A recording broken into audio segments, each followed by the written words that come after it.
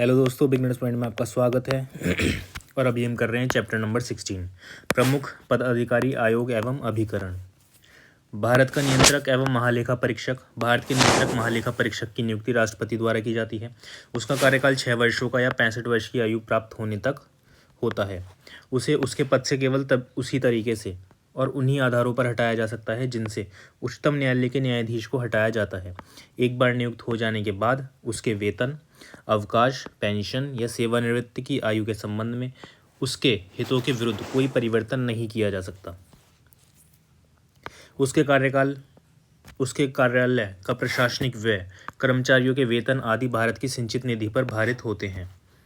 पद निवृत्ति अथवा पद त्याग के बाद वह भारत सरकार अथवा किसी राज्य सरकार के अधीन किसी लाभ का पद ग्रहण नहीं कर सकता। अनुच्छेद 149 और 150 के अंतर्गत नियंत्रक महालेखा परीक्षक की शक्तियों और कर्तव्यों का उल्लेख किया गया है। नियंत्रक महालेखा परीक्षक के मुख्य कर्तव्य निम्न हैं: सरकार की लेखा परीक्षा करना, सरकारी खर्च से संबंधित वित्तीय नियमों और आदेशों का पालन करवाना और यह सुनिश्चित करना कि केवल सक्षम अधिकारी ही व्यय के लिए स्वीकृति प्रदान करे। नियंत्रक महालेखा परीक्षक का एक अत्यंत महत्वपूर्ण कार्य मितव्ययिता की दृष्टि से सरकारी लेखा खाताओं की जांच करना है तथा जहां फिजूल खर्ची अथवा अति व्यय नजर आए उस ओर लोक लेखा समिति का ध्यान आकृष्ट करना है। नियंत्रक महालेखा परीक्षक संघीय खातों से संबंध रिपोर्टों को राष्ट्रपति के समक्ष प्रस्तुत करता है। जो नियंत्रक महालेखा परीक्षक होता है वो सीधा राष्ट्रपति को अपनी रिपोर्ट प्रस्तुत करता है। भारत का महान्यायवादी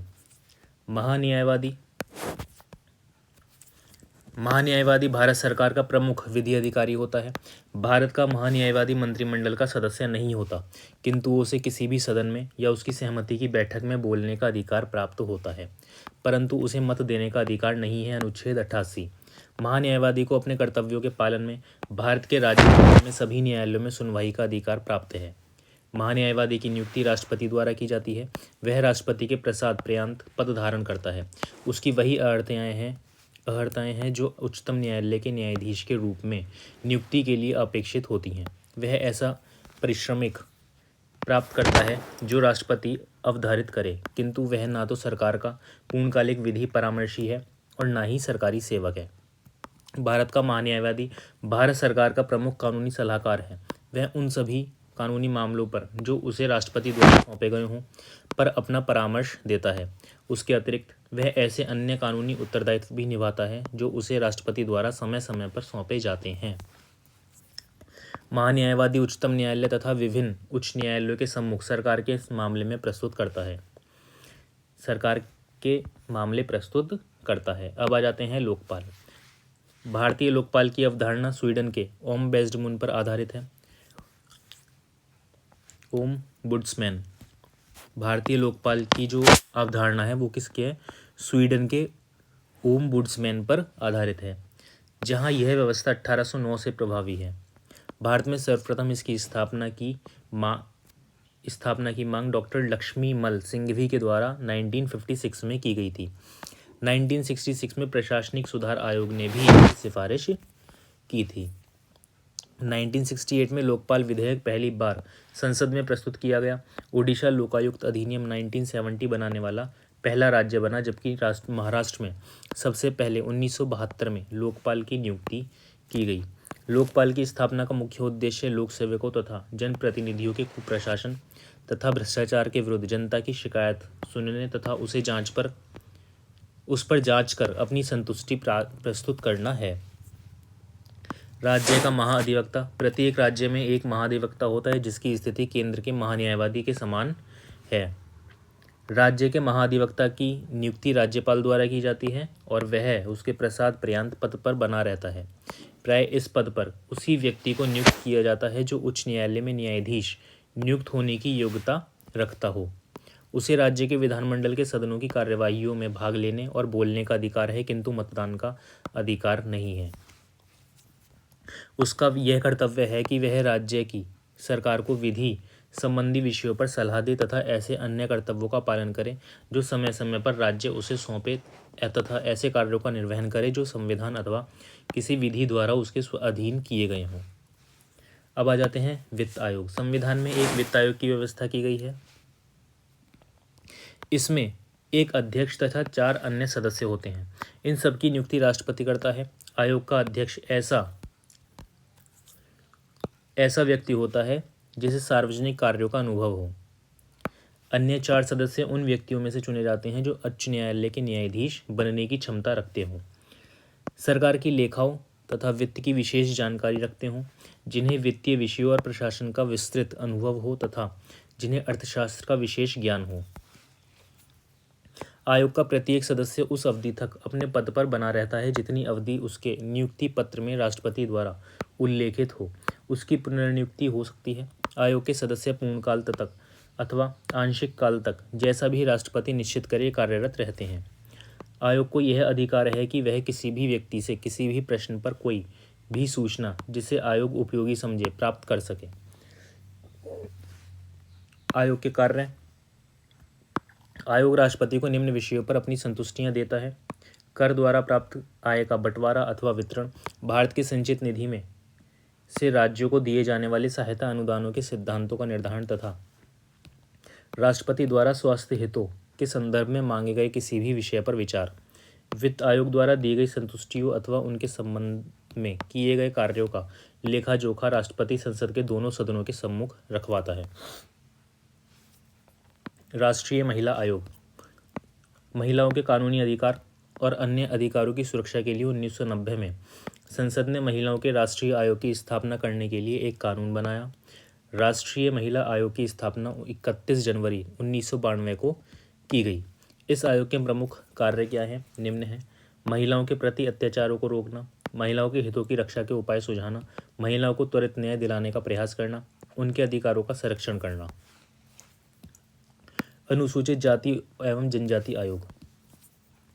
संविधान के अनुच्छेद 338 में राष्ट्रपति को अनुसूचित जाति एवं जनजाति आयोग के गठन का अधिकार दिया गया है। 1990 में सरकार ने संविधान में 65वां संशोधन कर अनुसूचित जाति एवं जनजाति आयोग का गठन किया।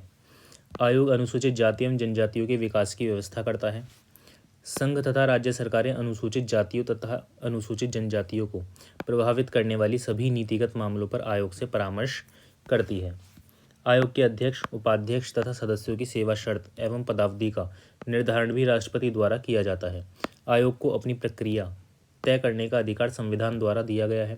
अनुसूचित जातियों तथा जनजातियों के विकास के लिए आयोग प्रतिवर्ष अथवा अन्य समयों पर राष्ट्रपति को प्रतिवेदन देता है। राष्ट्रपति आयोग के प्रतिवेदनों तथा उस पर की गई कार्यवाही को संसद के दोनों सदनों के समक्ष रखवाता है। राष्ट्रीय अल्पसंख्यक आयोग।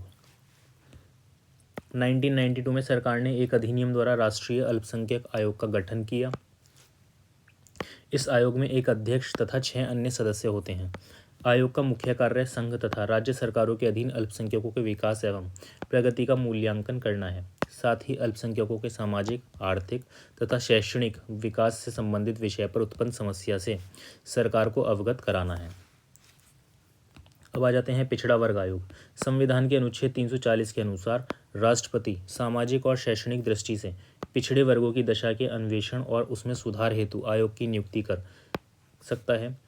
इस प्रकार से गठित आयोग की रिपोर्ट को राष्ट्रपति संसद के दोनों सदनों के समक्ष रखवाएगा तथा इस रिपोर्ट पर की गई कार्यवाही की रिपोर्ट भी प्रस्तुत करवाएगा। देश में पहला पिछड़ा वर्ग आयोग 29 जनवरी 1953 को काका कालेलकर की अध्यक्षता में तथा दूसरा आयोग 20 सितंबर 1978 को विद्येश्वरी प्रसाद मंडल की अध्यक्षता में गठित किया गया था। पहला कब किया गया था देश में? 29 जनवरी 1953 को, दूसरा 20 सितंबर 1978 को।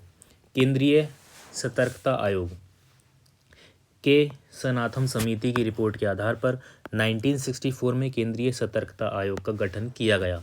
इसके अध्यक्ष मुख्य सतर्कता आयुक्त एन विट्ठल थे। कौन थे? एन विट्ठल थे। उच्चतम न्यायालय के निर्देश के अंतर्गत 1977 में आयोग को संवैधानिक दर्जा प्रदान करते हुए इसके अधिकारों को और विस्तार दिया गया। राजनेताओं के भ्रष्टाचार के मामले में इस आयोग की परिधि में नहीं आते, तथापि झामुमो रिश्वत प्रकरण में उच्चतम न्यायालय द्वारा लोक सेवक शब्द की व्याख्या किए जाने के बाद संसद, विधायक तथा मंत्री केंद्रीय सतर्कता आयोग के क्षेत्राधिकार में आ गए हैं। आयोग भ्रष्टाचार के आरोपी नौकरशाहों के नामों की सूची वेबसाइट पर जारी कर सार्वजनिक करता है। अब आ जाते हैं केंद्रीय जांच ब्यूरो। दिल्ली विशेष पुलिस स्थापना अधिनियम 1946 के अंतर्गत दिल्ली में विशेष पुलिस की स्थापना की गई थी। 1963 में इसी को केंद्रीय जांच ब्यूरो के रूप में राष्ट्रीय स्तर पर मान्यता प्रदान की गई।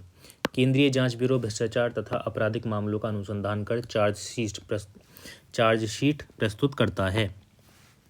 केंद्रीय सतर्कता आयोग द्वारा संदर्भित किए गए मामलों की छानबीन के बाद केंद्रीय जांच ब्यूरो CBI विशेष अदालत में आरोपी के विरुद्ध मुकदमा संस्थापित करता है। और इसी के साथ ये चैप्टर हो जाता है समाप्त। धन्यवाद।